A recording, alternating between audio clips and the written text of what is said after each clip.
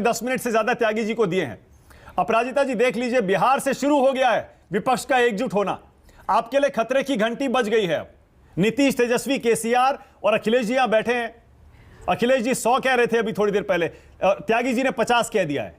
बोल के 50-100 में से अगर आपकी सीटें कम हो गई तो फिर तो मतलब काम हो गया।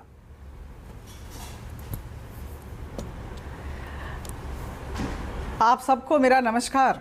नए किरदार आते जा रहे हैं मगर नाटक पुराना चल रहा है।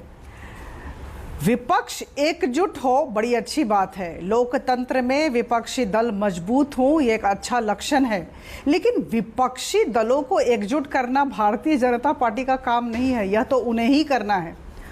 और मैं आपको बता दूं कि ये कोई नई बात नहीं है। कांग्रेस से लेकर ममता बनर्जी तक, शरद पवार से लेकर केसीआर तक, अखिलेश से लेकर नीतीश कुमार और तेजस्वी तक, ये लोग लगातार अपने दांव आजमाते जा रहे हैं, लेकिन सफलता क्यों नहीं हासिल हो रही है? आप मुझे ये बताएं। त्यागी जी का सम्मान करती हूँ, लेकिन कभी भी नीतीश कुमार के पक्ष में कांग्रेस खड़ी हुई क्या? एक शब्द उनके पक्ष में बोला क्या? और अगर नीतीश कुमार प्रधानमंत्री का चेहरा बन जाएंगे तो राहुल गांधी का क्या होगा? और जहां तक ममता बनर्जी जी की बात है, देखिए वो लगातार प्रयास कर रही थी कि विपक्ष एकजुट हो जाए, वो नेता बन जाएं। वो महाराष्ट्र आई, शरद पवार के घर गई, मीटिंग किया, और उसके बाद क्या हुआ? 2 बड़े अहम देश में चुनाव हुए, राष्ट्रपति चुनाव और उपराष्ट्रपति चुनाव।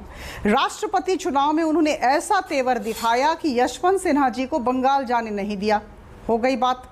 और दूसरा, जब उपराष्ट्रपति चुनाव आया तो उन्होंने कह दिया कि कांग्रेस से मेरा मतभेद है, कांग्रेस ने मुझे नहीं पूछा और मैं उपराष्ट्रपति के प्रत्याशी का समर्थन नहीं करूंगी।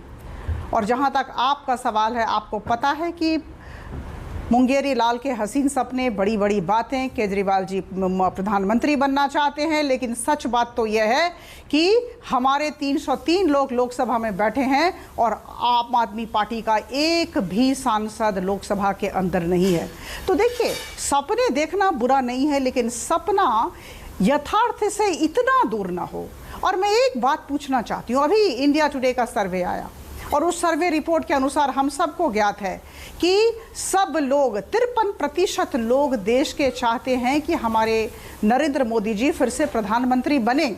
और मैं आपको बता दूं कि 9% ने राहुल का समर्थन किया, राहुल के नाम पर ठप्पा लगाया, और 7% ने केजरीवाल जी को कहा ममता बनर्जी जी और नीतीश कुमार जी बहुत नीचे हैं। तो मैं ये कह दूं कि एक चेहरा जो 130 करोड़ लोगों को आकर्षित करता हो विपक्षी दलों में, यह कौन है? मुझे आज मेरे जो एस्टीम्ड पैनलिस्ट बैठे हैं वो एक चेहरे का नाम बता दें। अच्छा, ओके। मतलब आप कह रही हैं कि 50 सीटें भी कम नहीं होंगी। त्यागी जी 50 कह रहे हैं, अखिलेश जी 100 कह रहे थे अभी। आप कह रही हैं 50 सीटें भी कम नहीं होंगी बीजेपी की अगर विपक्ष एकजुट में होके लड़ेगा, जैसा बिहार में उसने दिखा दिया एकजुट होके। देखिए, मैं आपको एक तथ्य दे दूं मानक जी, एक तथ्य दे दूं, मुझे आप 30 सेकंड की मोहलत दें। 2014 में बड़ा इंटरेस्टिंग तथ्य है, रुचिकर तथ्य, मैंने समीक्षा की और आश्चर्य की बात है कि ये टीवी डिबेट का टॉपिक आ गया। 2014 में सब लोगों ने अलग अलग लड़ाई की थी, और जब समुदाय, अगर आप सबका वोट शेयर अगर जोड़ें तो 50% होता है। सारे विपक्षी दलों की बात मैं कह रही हूं। और 2014 में हमारा वोट शेयर, बीजेपी का वोट शेयर 43% था।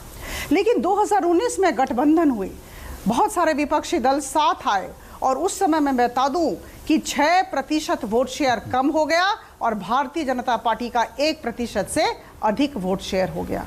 तो आप देखें, विपक्षी दलों में ताकत नहीं है, एक दूसरे को टॉलरेट करने की क्षमता नहीं है या इच्छा नहीं। वो सही है, अपराजिता जी कह रही हैं। और